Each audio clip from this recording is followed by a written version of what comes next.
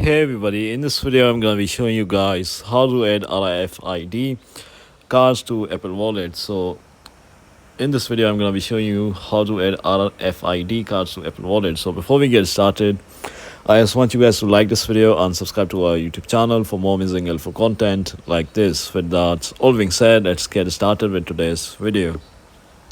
Hi guys, so first of all, to add an RFID card to your Apple Wallet and use your iPhone or Apple Watch as an ID badge, you will need an iPhone 6s or later, or an Apple Watch Series 3 or later, and the latest version of iOS or the latest version of Watch OS. So first of all, you have to be signed in with an Apple ID, and then you have to install the chosen application and follow its instructions to add your RFID card by scanning or manually entering the details.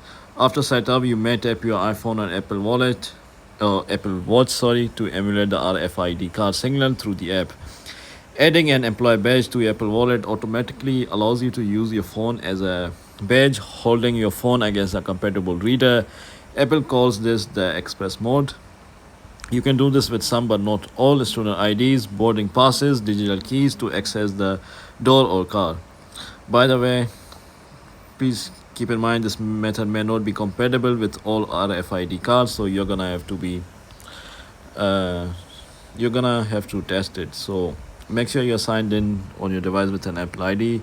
Make sure you're a